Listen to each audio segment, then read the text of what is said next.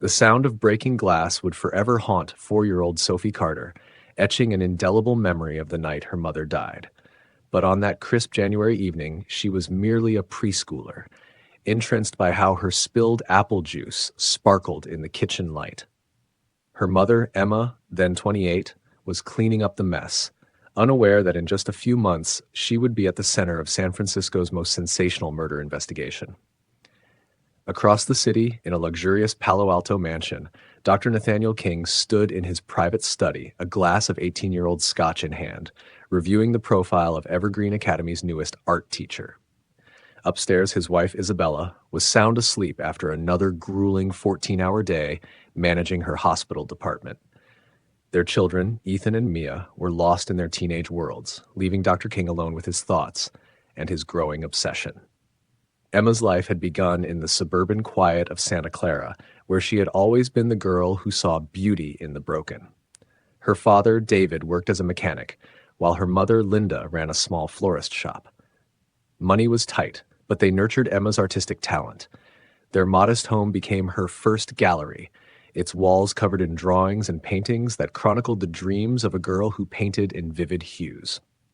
Emma's life took its first sharp turn during her senior year of high school when she fell for Ryan Davis, a charming basketball star. Their whirlwind romance led to a hasty marriage, which unraveled within months after Emma's pregnancy turned positive. By the time Sophie was born, Emma was a single mother with a newborn, an art degree from a community college, and a determination that would one day prove fatal. Dr. King's journey had been a stark contrast. Born into old money, he attended prestigious schools, married the right woman, and built a pediatric practice catering to Silicon Valley's elite. At 45, he epitomized success, a respected board member at Evergreen Academy, a father to 2 accomplished teenagers, and a husband to one of the Bay Area's most admired hospital administrators. But beneath the surface, a darker hunger gnawed at him, one his perfect life could never satisfy. Emma had crafted a modest but meaningful life. Her role as an art teacher at Evergreen Academy and her weekend art classes at the local community center provided just enough to maintain a small 2-bedroom apartment. Her home, filled with Sophie's finger paintings alongside Emma's vibrant canvases, radiated hope for brighter days ahead. Unbeknownst to everyone, not even her closest friend, Anna Lopez, who taught 3rd grade down the hall, Emma had begun keeping a journal. It was filled with sketches of a life she longed for, a loving partner, a home with an art studio, and the security to escape the constant paycheck-to-paycheck grind. Those hopeful strokes on paper would later contrast tragically with her untimely end. Meanwhile, Dr. King's public persona as a philanthropist masked his predatory behavior. Previous victims had been silenced with money or intimidation, their stories buried beneath his towering reputation. To the world, he was a paragon of the American dream. To Isabella, he was the increasingly aloof husband, with late nights that were always justified by medical emergencies or board meetings. To Ethan and Mia, he was a father whose approval always felt out of reach. That January evening marked the beginning of their fateful convergence. As Emma tucked Sophie into bed, reading Goodnight Moon for what felt like the 1,000th time, Dr. Fried King meticulously planned their encounter at the next day's school board meeting. String lights in Sophie's room danced shadows on the walls, while across town the crystal chandelier in King's study refracted light into sharp prisms as he scrutinized Emma's photograph. Later that night, Emma stepped onto her small balcony, sipping chamomile tea from her favorite chipped mug. The city lights of Santa Clara twinkled below as she worked on a new painting, a swirling abstract of blues and golds, a piece that would remain forever unfinished. Meanwhile, Dr. King made one final phone call, ensuring his schedule was clear. In just hours, their paths would cross, setting off a chain of events filled with obsession, betrayal, and murder. Events that would devastate families, captivate the Bay Area, and leave a little girl motherless. But perhaps the most tragic aspect was how glaring the warning signs had been from the very beginning. His calculated precision, her yearning for a better life, and the inevitability of their 2 vastly different worlds colliding with catastrophic consequences. That January morning, destined to change everything, dawned crisp and clear in San Francisco. Emma Carter arrived early at Evergreen Academy, her arms laden with art supplies for the day's lessons. Her mind buzzed with creative ideas, leaving her oblivious to the sleek black Tesla parked in the reserved spot or the tall figure observing her from the second-floor boardroom window. Dr. Nathaniel King had orchestrated every detail. The quarterly board meeting had been scheduled to coincide with the art department's budget review, and he had ensured Emma would be the one presenting, suggesting to the principal that the new teacher needed opportunities to prove herself. What no one knew was that Dr. King had already spent weeks studying Emma from a distance. The boardroom was imposing, dark wood paneling, leather chairs, and portraits of past administrators looming from the walls. Emma stood hesitantly at the doorway, clutching her presentation materials. Her thrift store blazer suddenly felt painfully inadequate against the sea of tailored designer suits. That was when Dr. King made his move, appearing seemingly from nowhere. "Miss Carter, right?" His voice was warm, cultured, with a subtle southern charm. "I've heard wonderful things about your work with the children. Please, let me help you with those." The way he said her name, as though it were something precious, would linger in her mind for weeks. Investigators would later remark on how meticulously orchestrated this first meeting had been. The other board members were conveniently running late, giving Dr. King precious minutes alone with Emma. He used every second to ask her about her teaching philosophy, compliment her innovative ideas, and make her feel like the most fascinating person in the room. "You have a daughter, don't you?" he asked, though he already knew everything about Sophie. "My practice specializes in pediatrics. Children are such a blessing." The mention of his prestigious Palo Alto practice was casual but deliberate, a subtle reminder of the vast social gulf between them. Emma's presentation went better than she could have imagined. The other board members were distracted, their attention split between emails and shuffled papers, but Dr. King never wavered. His dark eyes remained fixed on her, his support unwavering. When Emma mentioned needing new supplies for an upcoming project, he was the first to voice his approval. "I believe investing in the arts is essential," he said, his commanding tone silencing the room. "Miss Carter clearly has the vision we need at Evergreen." Her budget was approved, just like that. Emma didn't notice how effortlessly the other board members deferred to him or how his influence shaped the room's decisions. The real turning point came after the meeting. As Emma gathered her materials, Dr. King casually mentioned heading to the kindergarten wing, where Sophie attended the school's early childhood program. "Would you like to walk with me?" he asked smoothly. "I'd love to hear more about your ideas for the spring art show." Their walk down the corridor, later captured on school security cameras, showed Dr. King gesturing animatedly while Emma's nerves melted away, replaced with growing enthusiasm. They paused outside Sophie's classroom where the children were engaged in playtime. "That's my daughter," Emma said proudly, pointing through the window at Sophie, who was organizing a game with the confident leadership Emma often wished she possessed herself. Dr. King's gaze softened as he observed Sophie. "She has your creative spirit," he remarked, "and your eyes." The personal comment made Emma blush, though she couldn't have explained why. It was during that moment, as they watched Sophie play, that Dr. King made his next calculated move.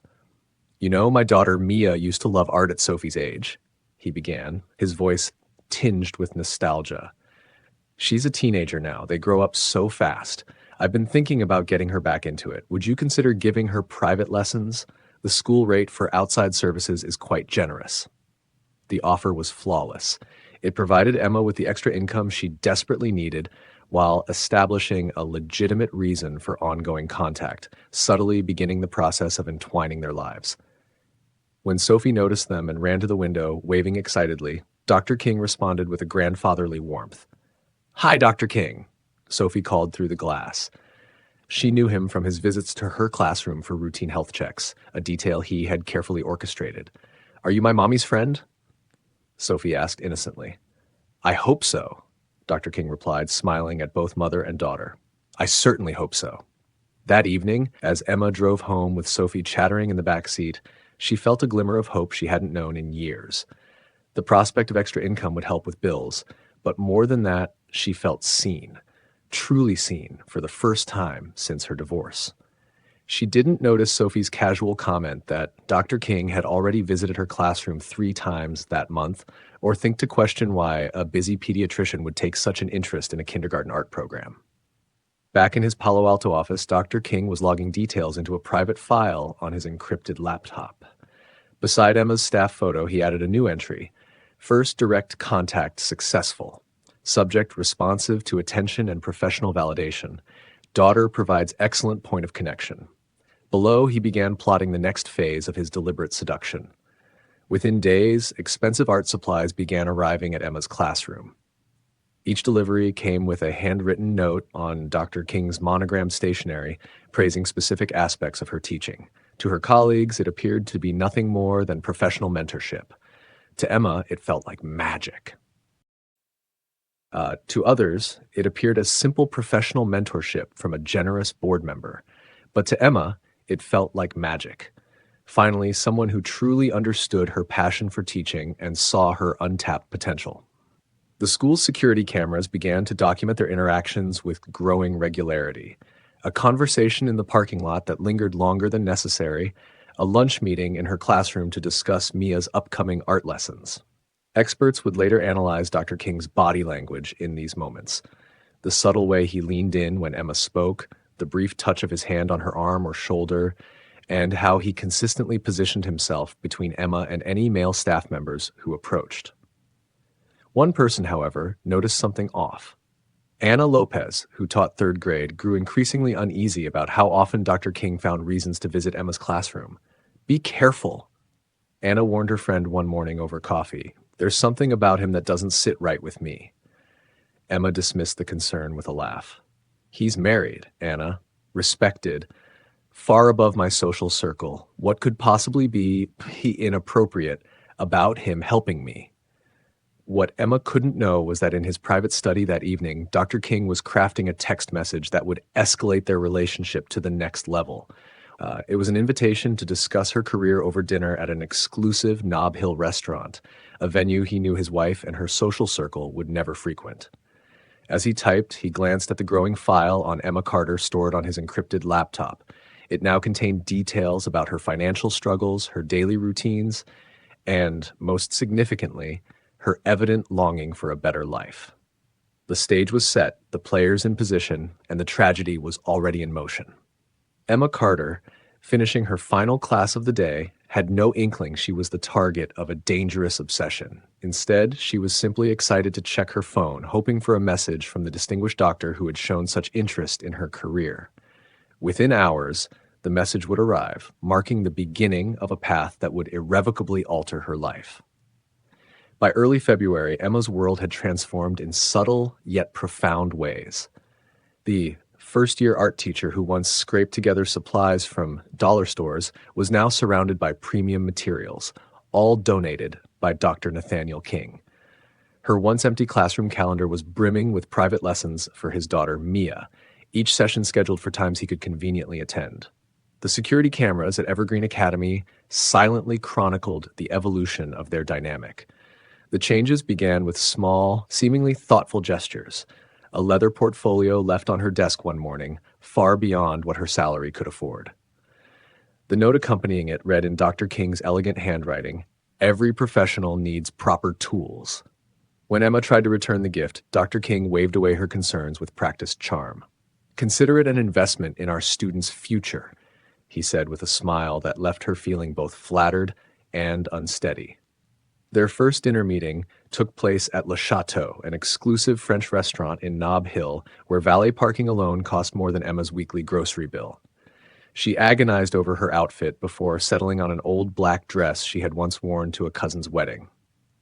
When Dr. King arrived in his Tesla, effortlessly elegant in a custom suit likely worth more than her monthly rent, he greeted her with a disarming compliment.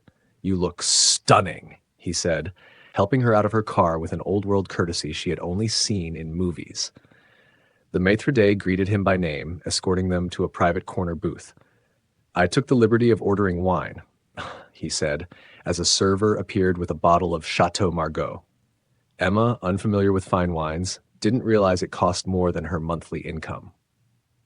Although the meeting was ostensibly about the spring art show, the conversation quickly turned personal. King asked about her dreams, her challenges as a single mother, and her hopes for the future. He listened with an intensity that left her feeling truly heard for the first time in years. "You have extraordinary potential, Emma," he said, using her first name for the first time. "You just need someone to help you realize it." His words, part promise and part prophecy, sent a shiver through her, a sensation she mistook for excitement. Over the following weeks, Anna watched her friend's transformation with growing unease. Emma's newfound confidence came with subtle but troubling changes. "Don't you think it's strange?" Anna asked during one of their coffee meetups. "The gifts, the attention, he's old enough to be your father." Emma dismissed her concerns with growing irritation. "He's just being kind," she insisted. "Besides, he's married. It's completely professional." But what felt like kindness to Emma was something far more calculated. Dr. King's growing control over her life was only beginning to take shape. "The gifts, the attention. He's old enough to be your father," Anna pointed out, her concern evident. But Emma defended him with unwavering resolve. "He's just being kind," she insisted. "Besides, he's married. It's completely professional." Yet there was nothing professional about the way Dr. King's eyes lingered on Emma as she walked through the school hallways. Security footage would later reveal his growing possessiveness, the way he appeared whenever male teachers or parents spoke to her, his hand resting on her lower back as he guided her through doorways, and how their conversations gradually shifted from public spaces to the seclusion of her classroom. The power dynamic shifted imperceptibly but steadily. When Emma casually mentioned her struggles with car payments, Dr. King quickly arranged for a school transportation grant that conveniently covered her bills. When Sophie needed new winter clothes, packages from designer children's boutiques mysteriously appeared in Emma's classroom. Each gift came with invisible strings that pulled her deeper into his web. Text messages later recovered by investigators would show the slow, calculated transformation of their relationship. Early exchanges about lesson plans and school events evolved into late-night conversations about art, life, and loneliness. Dr. King played his role to perfection, the successful but wistful mentor who saw in Emma a kindred spirit. "Sometimes I feel so isolated," he wrote one night. "Isabella is brilliant, but she doesn't understand art like you do.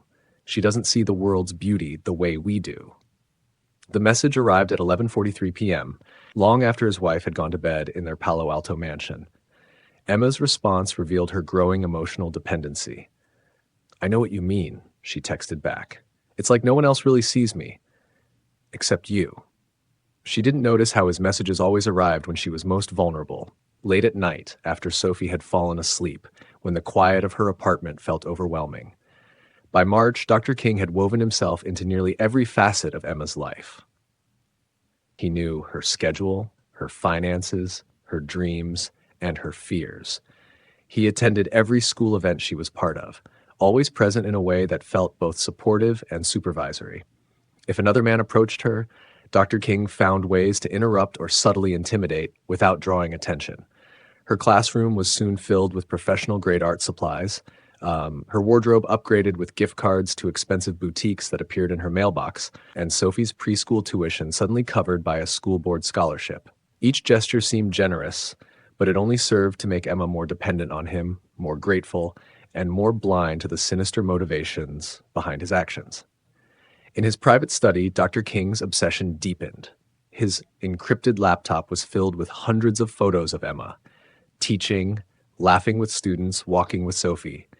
He had recordings of their conversations, copies of her schedule, and meticulous details about her daily life.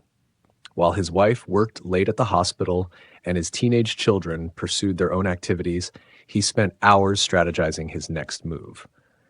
The school's annual fundraising gala in late March marked a significant turning point. Emma arrived in a designer dress, a deep blue silk gown that had appeared in her classroom earlier that day. It made her look both sophisticated and vulnerable. Dr. King had orchestrated every detail from her seating arrangement at his table to the precise moment he would ask her to dance.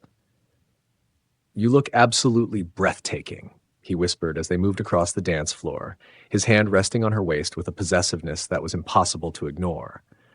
His eyes never left her face. From across the room, Isabella King observed the interaction, her instincts prickling with an unease she couldn't yet articulate. Later that night, Dr. King made his first critical mistake. Insisting on driving Emma home because she had consumed champagne, he let his carefully constructed mask slip. In her building's parking lot, he stood too close, his hand lingering on her arm. Then he leaned in as though to kiss her. Startled, Emma stepped back. "Dr. King, Nathaniel, I think there's been a misunderstanding," she said, her voice shaky. But even as she said it, she knew it wasn't entirely true. The chemistry between them had been building for weeks, every gift and conversation drawing them closer to this moment. "No misunderstanding," he said softly, though his tone carried a weight of certainty. "But you're right. This isn't the time. Not yet." He left her there, confused and slightly afraid, though she couldn't explain why. That night, alone in her apartment, Emma tried to convince herself she was imagining things. After all, he was married, a respected man far above her social standing. What could he possibly want with someone like her? In his study, Dr. King was already strategizing the next phase. The misstep in the parking lot had revealed the need for greater caution. His laptop screen glowed with meticulous new entries. Subject showing signs of resistance. Increase isolation from support network. Accelerate financial dependence. The next morning, a stunning bracelet arrived at Emma's apartment, a delicate piece of white gold and diamonds, easily worth thousands. The accompanying note read simply, "For an extraordinary woman, no strings attached." But there were always strings, and they were tightening inexorably around Emma Carter's life. By the end of March, the transformation was complete. The once independent young teacher now turned to Dr. King for guidance in nearly every decision. Her friends had drifted away, unable to compete with the glamorous world he offered. Even Anna had stopped voicing her concerns, resigned to the distant, glazed expression Emma wore whenever Dr. King's intentions were questioned. What no one realized was that they were witnessing the construction of a carefully designed trap. Every gift, every conversation, every coincidental gesture was methodically documented in Dr. King's private files. He was crafting a narrative of mutual attraction and willing participation, a story that could later be used against Emma. The school's security cameras captured it all. Lingering touches, private conversations, and the subtle shifts in Emma's body language growing both more comfortable and more submissive. The power dynamic had shifted completely. Dr. King now controlled every aspect of Emma's life, her financial decisions, her career moves, even her daily schedule, though she remained unaware. The trap was set. The prey was dependent. The predator was poised to strike. What Emma didn't know, nor did anyone else, was that she wasn't the first young teacher to captivate Dr. King. Hidden away in a locked drawer of his desk alongside his curated facade of respectability was a small black book. Inside were names and dates spanning years, each representing a life he had manipulated and destroyed. It was a pattern about to repeat itself with devastating consequences. April arrived with unseasonably warm weather, and with it, the first irrevocable boundary crossed in Emma's relationship with Dr. King. What seemed like an innocent professional development opportunity, a prestigious art education conference in Santa Barbara, had been meticulously arranged by him, from the hotel bookings to the schedule. Their first kiss occurred in the elevator of the hotel, a fleeting moment caught by security cameras that would later become crucial evidence. Dr. King had spent the evening praising Emma's contributions at the conference, making her feel brilliant and sophisticated. When his lips met hers, she didn't pull away. Later, she would describe the moment to investigators as feeling like stepping into a dream she didn't want to leave. Back in San Francisco, Sophie was spending increasing amounts of time with her grandparents on weekends. "Mommy has special teacher meetings," Emma explained, her words leaving a bitter taste. But the bitterness was easily ignored when Dr. King whisked her away to luxury hotels in nearby cities like San Diego, Palm Springs, and Santa Barbara, each trip carefully disguised as professional development. Every detail was arranged to maintain their secrecy. "Uncle Nathaniel got me a new art set," Sophie announced one day at preschool, her innocent words raising eyebrows among teachers. The gift? An expensive set of supplies had arrived on her birthday with a note praising her artistic talent. Dr. King was embedding himself into Emma and Sophie's lives with calculated expertise, stepping into the father figure role Sophie had never known. "He knows all about children," Emma would say defensively when Anna voiced concern. "He's a pediatrician, after all." May brought warm evenings spent in hidden corners of exclusive restaurants where Dr. King's influence ensured their privacy. His wife, Isabella, was consumed with her work at the hospital, and his teenage children were preoccupied with their own lives. When Emma occasionally expressed guilt, Dr. King's responses were rehearsed to perfection. "Isabella and I haven't really been married for years," he would say, his tone carrying just the right note of melancholy. "We stay together for the children, for appearances, but there's no love left." Then he would take Emma's hand, his touch banishing her moral doubts. "What we have, this connection, I've never felt anything like it." The security footage from Evergreen Academy, however, told a different story. It revealed Dr. King's increasing possessiveness, how he appeared whenever male teachers approached Emma, how his hand on her lower back became more proprietary, and how their conversations moved from classrooms to more secluded areas of the school. The cameras also captured subtle changes in Emma. The way she constantly checked her phone, how she jumped whenever a door opened, her growing isolation from other staff members. Text messages later recovered by police revealed the extent of Dr. King's control. "That new art teacher seems friendly, perhaps too friendly. Just looking out for you, dear. Men like that often have ulterior motives. Wear the blue dress tomorrow. It suits you better than the red one."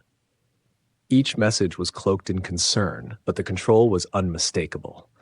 By June, Emma was living in what felt like a dream. Dr. King had arranged for her to teach summer art classes at an exclusive private program, doubling her income.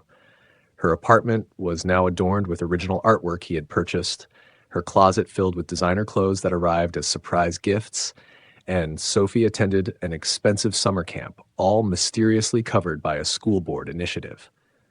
What Emma failed to see was how her world had shrunk.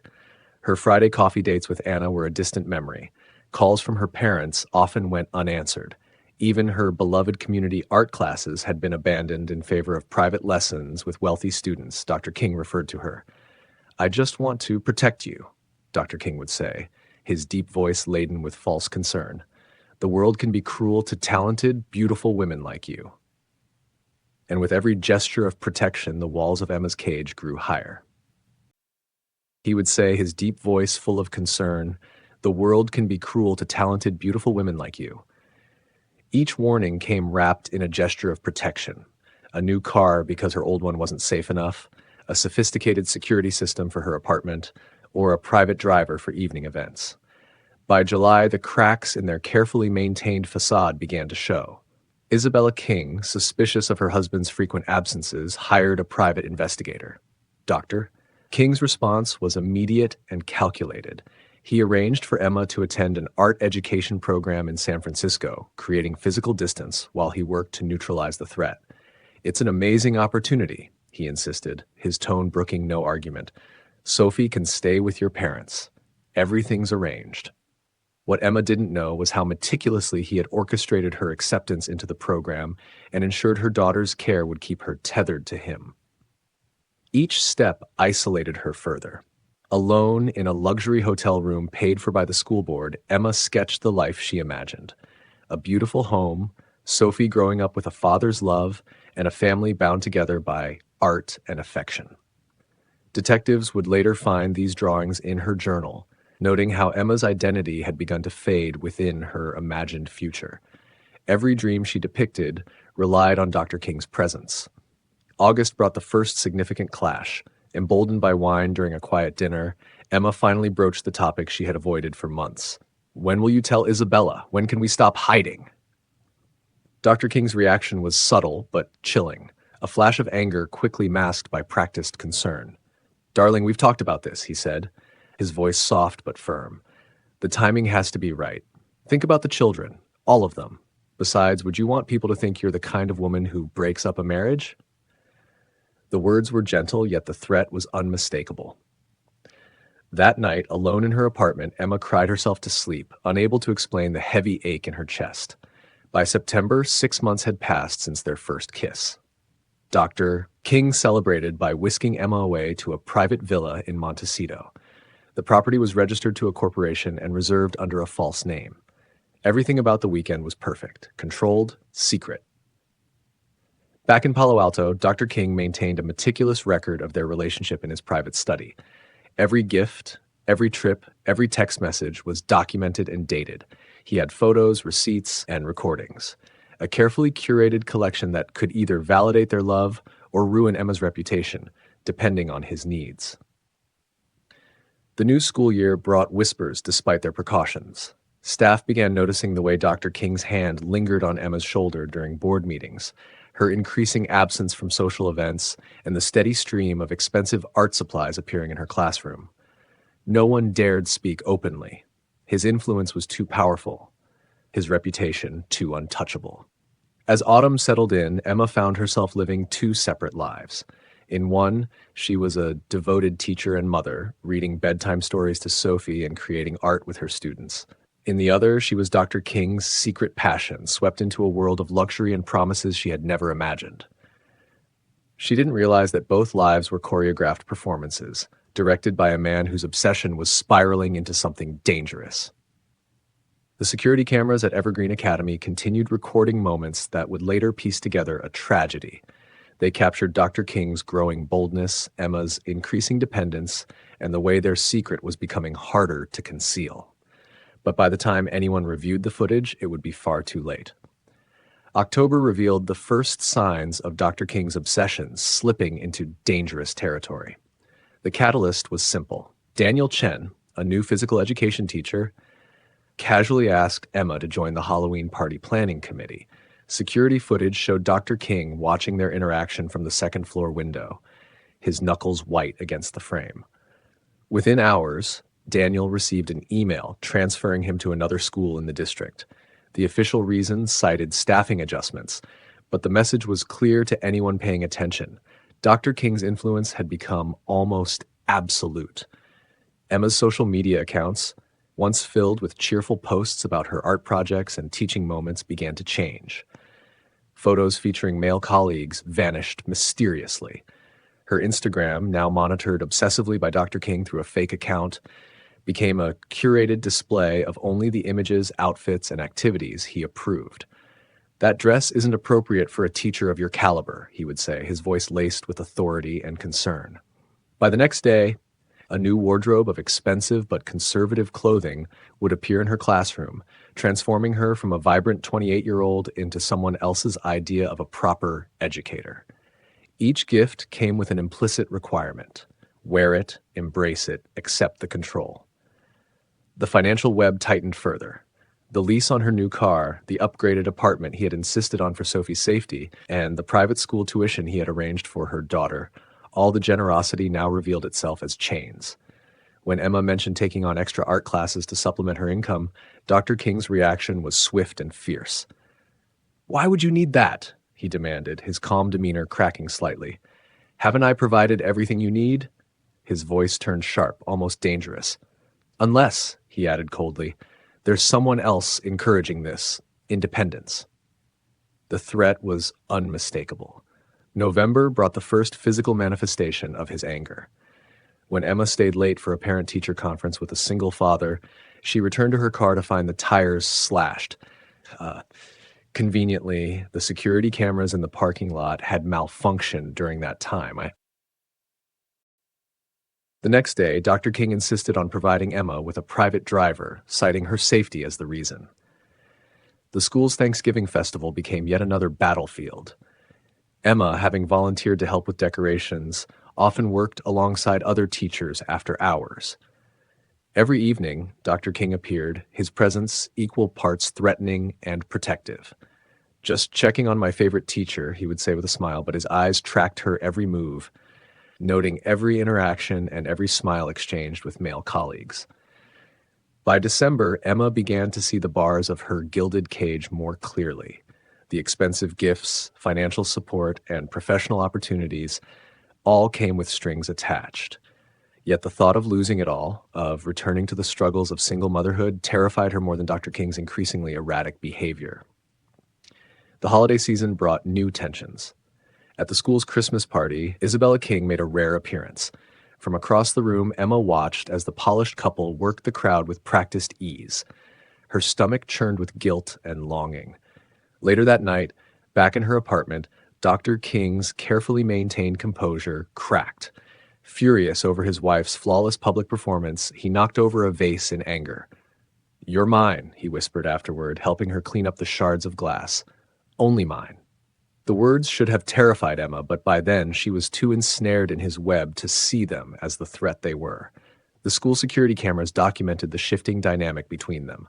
Once filled with lingering touches and secretive smiles, their interactions now held tension.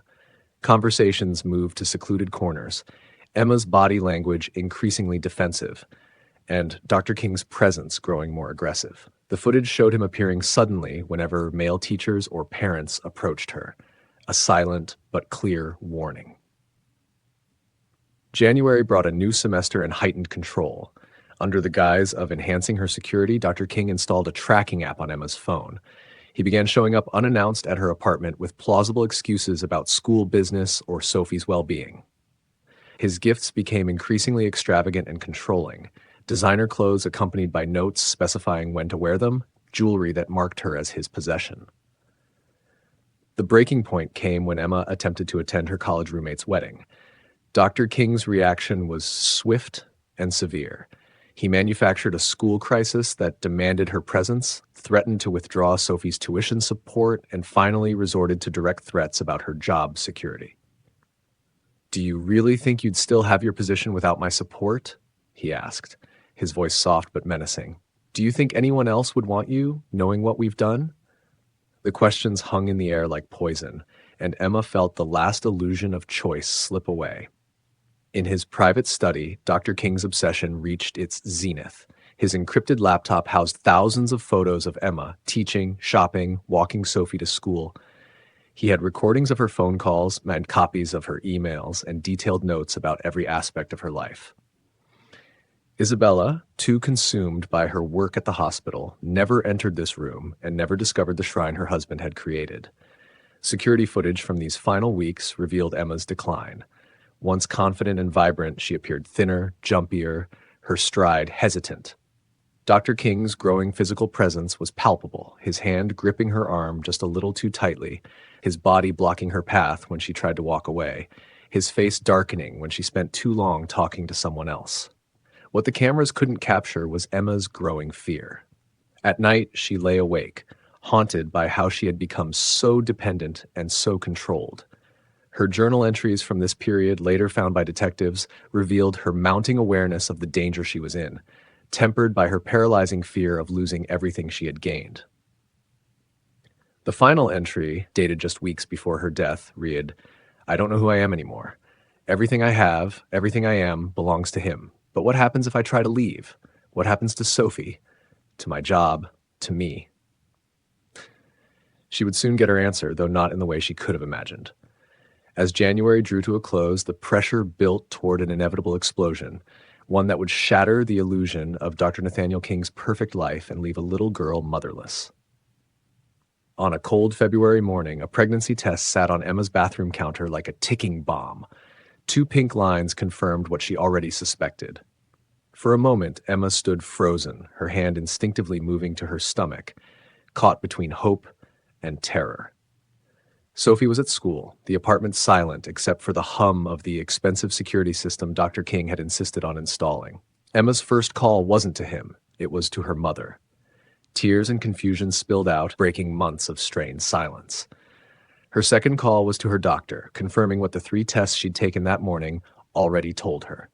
Only then, her hands trembling, did she text the man who had consumed her life for the past year. "We need to talk. It's important." At Rosewood Elementary, security cameras captured Dr. King's reaction to the message. Sitting in a board meeting, his phone lit up, and for the briefest moment, his perfect composure slipped. Within minutes, he excused himself, citing a medical emergency. They met in their usual place, a luxury hotel suite he kept permanently reserved. Housekeeping would later report overturned furniture and shattered glass. But at that moment, Emma arrived full of desperate hope. She had spent the drive envisioning a future, a real family, no more hiding, a life where she didn't have to share the man she loved with someone else. "I'm pregnant," she announced as soon as he opened the door. For a fleeting second, she saw something dark flash across his face before his doctor's mask slipped into place. His response was immediate and clinical. "We'll take care of it," he said, already reaching for his phone. "I know a discreet clinic." The force of Emma's response surprised them both. "I'm keeping it, and you're going to leave. Isabella." The security footage from the hotel corridor would later show Dr. King entering the suite at 9 p.m., looking composed. At 9:30 p.m., the cameras caught the sound of raised voices. At 9:45 p.m., a crash that brought concerned calls to the front desk. Inside the suite, years of care and manipulation were unraveling. "You can't do this to me," Dr. King raged, his cultivated charm cracking to reveal something darker beneath. "Do you have any idea what this would do to my reputation, my practice, my family?"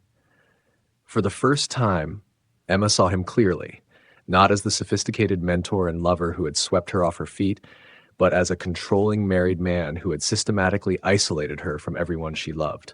The realization hit her like a physical blow. "Your family?" she repeated, one hand protectively over her stomach. "What about my family? What about Sophie? What about this baby?" His laugh was cold, unfamiliar. "Be realistic, Emma. What did you think was going to happen? That I'd leave my wife of 15 years for a school teacher young enough to be my daughter? That we'd play happy family with your bastard child?" The cruelty of his words cut through the last of her illusions. In that moment, every warning she'd ignored, every red flag she'd dismissed, came rushing back. The way he controlled her, her clothes, her friends, her money, the mysterious problems that befell any man who showed interest in her, the tracking app on her phone that she'd accepted as concern for her safety. "I'll tell Isabella," she threatened, backing toward the door. "I'll tell the school board. Everyone will know what you really are." His movement was so fast she didn't see it coming. Suddenly he was there, his hand around her throat, his familiar cologne suffocating her. "No one would believe you," he whispered.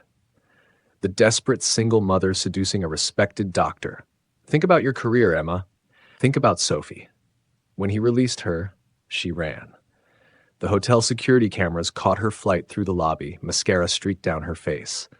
Dr. King emerged minutes later, his tie perfectly straight, his doctor's mask firmly back in place. That night, alone in her apartment, Emma began to plan her escape. She downloaded all their text messages, gathered receipts for his gifts, took photos of the bruises forming on her neck. Her journal entry from that night, later found by detectives, showed her growing clarity. How did I not see it? Every gift was a chain, every gesture of protection another bar in my cage.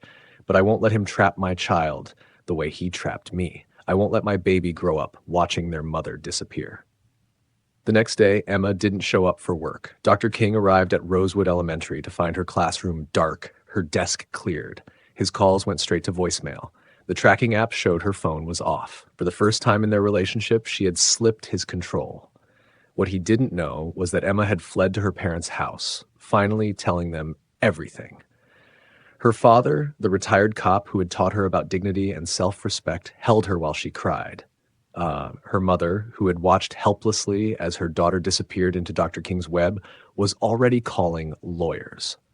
But Dr. King had not maintained his power for so long by being careless. Within hours of discovering her absence, he began his counterattack. Anonymous calls to the school board questioned Emma's professional conduct. Rumors about her mental stability began circulating among parents. Her private bank account, the one he had helped her set up, was suddenly frozen due to suspicious activity. The final confrontation was inevitable. On a rainy Friday evening, Dr. King appeared at her parents' house, his Tesla parked on the quiet street, Schwark, his medical bag in hand, looking every inch the concerned friend coming to help. But Emma, watching through the window, finally saw him for what he was, a predator who had mistaken her for easy prey. When he rang the doorbell, she was ready. The recording app on her phone was running, capturing every word as he alternated between threats and promises, between rage and manipulation. What he didn't know was that her father was in the next room, listening, his hands clenched into fists. What none of them knew was that this confrontation would set in motion the final, fatal chapter of their story. "You have until Monday to come back," he said finally, his voice carrying that familiar note of absolute authority. "After that, I can't protect you anymore." Emma's response was clear and steady. "I don't need your protection. I never did." As she watched him drive away, Emma felt a mixture of terror and triumph. She had broken free, but at what cost? The baby she carried, meant to be a symbol of hope, now felt like a ticking clock. She had just days to figure out how to protect herself and her children from a man who had spent a year proving he would stop at nothing to maintain control. Monday would come too soon, bringing with it a violence that would shock even hardened detectives. But for that moment, standing in her parents' doorway, with one hand on her stomach and the other holding Sophie close, Emma Carter allowed herself to feel something she hadn't experienced in months: freedom. Monday, February 5th, dawned cold and gray in Los Angeles. Emma Carter woke early in her parents' house, kissed her sleeping daughter goodbye, and drove back to her apartment to gather more clothes. She had already decided, after meeting with her lawyer that afternoon, she would never return to Rosewood Elementary. The pregnancy test and documentation of Dr. Nathaniel King's abuse were safely stored in her mother's safe. What Emma didn't know was that she would never make that lawyer's appointment. The security cameras in her apartment complex captured Dr. King's Tesla entering the parking garage at 8:15 a.m. He had used his copy of her key card, one he'd insisted on having for emergencies.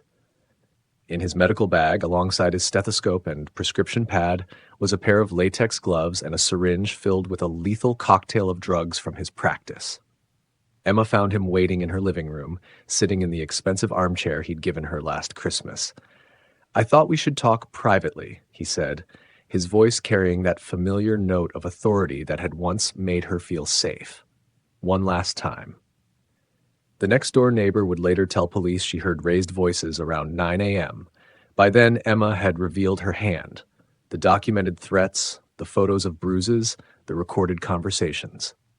Most damaging of all, the pregnant pause when she mentioned going to the medical board about his pattern of pursuing young mothers at his practice. "You've been careful," she said, her voice steady despite her fear. "But you've made mistakes. Other women have come forward. They just needed someone to listen." The security footage showed Dr. King's perfect facade cracking. His hands slammed against the wall, inches from her face. "You think you can threaten me?" he sneered. "Everything you have, everything you are, I gave you. I can take it all away." But Emma wasn't the same woman who had fallen for his manipulations a year ago. "No," she replied, one hand protectively over her stomach. "You didn't give me anything. You used gifts as chains. You called control protection. You turned love into a prison, but I'm done being afraid of you."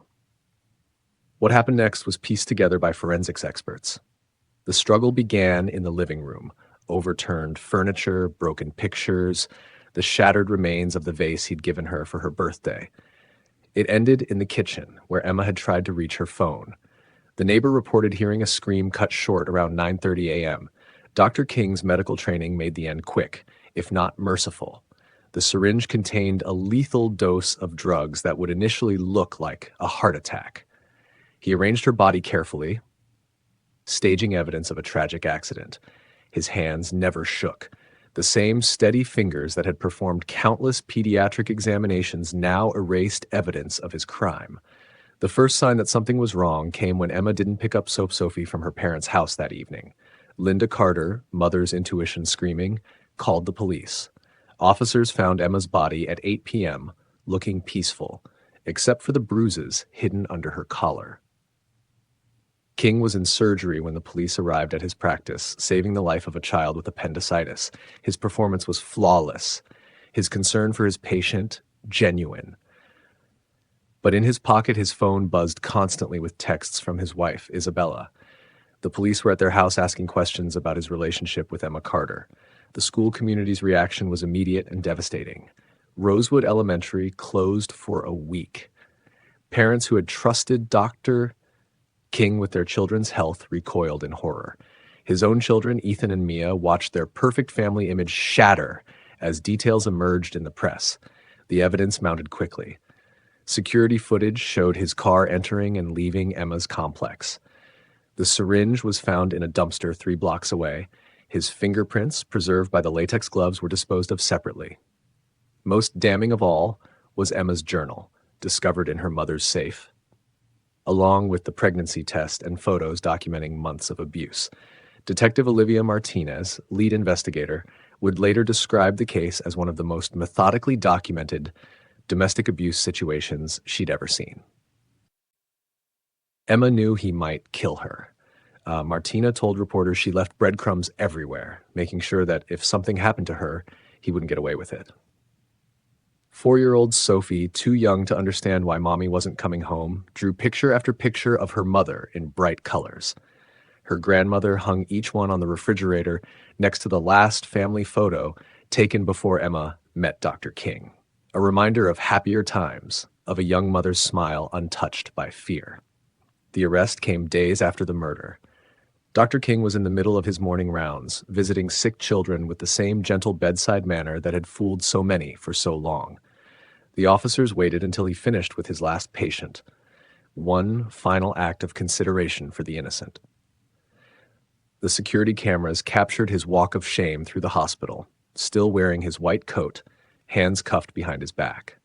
Isabella King filed for divorce the next day. Their children withdrew from Rosewood Elementary, unable to face their classmates. The prestigious practice he had built crumbled as parents transferred their children's care elsewhere. His carefully constructed world collapsed like a house of cards in a storm. The school held a memorial service in the art room where Emma had once taught. Her students' artwork still hung on the walls, bright splashes of color that seemed to mock the somber occasion. Maria Martinez, who had tried to warn her friend about Dr. King, spoke through tears about Emma's passion for teaching and love for her daughter. In the days that followed, more victims came forward. Other young mothers from his practice, previous teachers from other schools, each with a similar story of manipulation, control, and narrowly avoided tragedy. The pattern stretched back years, hidden behind his reputation and power. Sophie moved in with her grandparents, her room filled with her mother's paintings and her own artwork. She still asked for Uncle Nathaniel sometimes, too young to understand the complex tragedy that had stolen her mother. The trust fund he had set up for her education was frozen, along with all his assets, pending the criminal investigation. The final piece of evidence was found in Dr. King's private study, a laptop containing folders of surveillance photos, recorded conversations, and detailed notes about Emma and other women. It revealed a predator's methodology, a carefully crafted system for identifying, isolating, and controlling vulnerable young mothers. A month after Emma's death, spring arrived at Rosewood Elementary. New artwork appeared on the walls of what had been her classroom, created by students still trying to process their loss. In the school garden, a memorial bench was installed bearing a plaque with words from Emma's journal. "Art is how we decorate our lives with love." The tragedy changed policies at schools across Los Angeles. Background checks became more rigorous. Relationships between board members and staff were more carefully monitored. But for those who knew Emma Carter, the dedicated teacher, the loving mother, the woman who finally found the courage to break free, these changes came too late. In her last journal entry, found by detectives, Emma had written, "If anything happens to me, tell Sophie that her mommy was brave. Tell her I chose to fight rather than let fear win. And tell her to keep painting because that's how we keep love alive." By March, the case of Dr. Nathaniel King had shattered the carefully maintained illusions of Los Angeles' elite social circles. His arrest for the murder of Emma Carter wasn't just another crime. It was a revelation that forced an entire community to confront the darkness they had ignored in their midst. The investigation, led by Detective Olivia Martinez, uncovered a pattern spanning more than 15 years. Dr. King's private study, which his wife Isabella had never been allowed to enter, became a crime scene that revealed the true extent of his predatory behavior. Meticulously labeled folders contained surveillance photos, personal information, and detailed notes on dozens of women, teachers, nurses, single mothers who had brought their children to his practice. It was like finding a serial killer's trophy room. Detective Martinez would later testify, except instead of physical trophies, he collected lives. He documented every manipulation, every gift, every threat. He treated it like a science. Isabella King, speaking publicly for the first time since her husband's arrest, appeared on national television looking decades older than her years. "I thought I was living the perfect life," she said, her voice breaking. "While I was saving lives at the hospital, my husband was destroying them. How do you ever recover from that kind of betrayal?" Their children, Ethan and Mia, faced their own nightmare. Ethan withdrew from his pre-med program at UCLA, unable to face a future in medicine. Mia, who had spent hours in Emma's art classroom, suffered panic attacks when she realized how her father had used her to get close to her teacher. Both teenagers required intensive therapy to process their father's true nature. The most heartbreaking impact was on 4-year-old Sophie Carter. Child psychologists worked carefully with her, using art therapy to help her process her loss. Her drawings told the story she couldn't verbalize: bright, happy pictures of her mother, suddenly interrupted by dark scribbles and torn paper. The trust fund Dr. King had set up for her education was transferred to a victims' compensation account, managed by her grandparents. Throughout the spring, more victims came forward. Olivia Chen, a kindergarten teacher from his children's elementary school, Maria Ramirez, a young nurse who had worked in his practice, and Jennifer Thompson, another single mother who had barely escaped his manipulation. In each story, the pattern followed: professional mentorship turning to financial control, isolation from friends and family, and eventually threats when they tried to break free. The prestigious Beverly Hills practice he had built crumbled within weeks. Parents withdrew their children in droves, horrified to realize they had trusted their kids to a predator. The medical board launched an investigation into every aspect of his practice, uncovering irregularities in prescription records that suggested he had been stockpiling the drugs that ultimately killed Emma. Rosewood Elementary became ground zero for a broader conversation about power dynamics in educational institutions.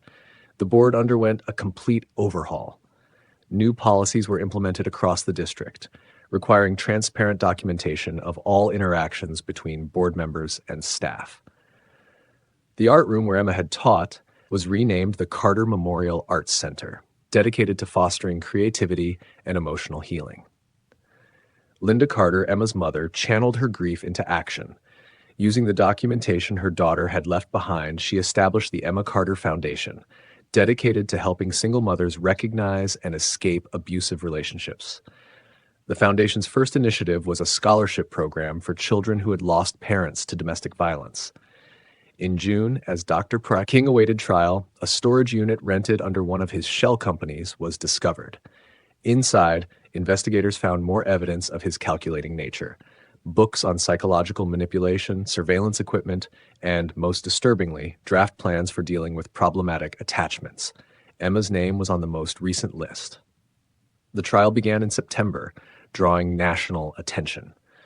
The prosecution's case was built not just on physical evidence, but on the testimony of women whose lives Dr. King had almost destroyed. Each day, more details emerged about how he had used his position, wealth, and influence to create a hunting ground for vulnerable women. Isabella King filed for divorce and moved across the country with their children, changing their last name to her maiden name. Ethan and Mia struggled to rebuild their lives, haunted by memories of how their father had used them in his schemes. Mia's art therapy sessions produced paintings that mirrored Sophie's, bright colors overwhelmed by darkness. The community's reckoning went beyond the immediate tragedy. Other powerful figures faced increased scrutiny. Educational institutions across the country reviewed their policies on professional boundaries. The case became a cautionary tale about how predators could hide behind respectability and success. Sophie Carter's future became a central concern for everyone touched by the case. A trust was established in her name, funded by donations from the community and proceeds from the sale of her mother's artwork. Emma's final paintings, found in her apartment, were exhibited at a local gallery, with all proceeds going to domestic violence prevention programs. 1 year after Emma's death, the Rosewood Elementary community gathered in the Carter Memorial Arts Center. Sophie, now 5, helped unveil a mosaic created by students past and present. At its center was a portrait of her mother, surrounded by the bright colors and hopeful images that had characterized her teaching style. Dr. King was sentenced to life in prison without the possibility of parole. In December, his final statement to the court showed no remorse, only anger at being caught. The perfect facade had crumbled completely, revealing the monster beneath. The legacy of Emma Carter's tragic death continued to ripple through Los Angeles society. Her journal, published with her parents' permission, became required reading in courses on domestic violence prevention. Her story saved lives as women recognized their own situations in her words and found the courage to seek help. Every year on the anniversary of her death, the Carter Memorial Art Center hosts an exhibition of student artwork dedicated to themes of hope and survival. In a corner of the gallery, permanently displayed, is Emma's final unfinished painting, a canvas of blue and gold that speaks of dreams interrupted but not forgotten. Sophie Carter grew up surrounded by her mother's art and love, protected by a community determined to honor Emma's memory. The tragedy that claimed her mother's life became a catalyst for change, a reminder that sometimes the most dangerous predators are the ones who appear most respectable. The case of Dr. Nathaniel King and Emma Carter became more than just another tragic headline. It became a watershed moment, forcing society to confront uncomfortable truths about power, privilege, and the masks that predators wear. In the end, Emma's greatest legacy was not just the art she created or the students she inspired, but the lives saved by the truth she died exposing.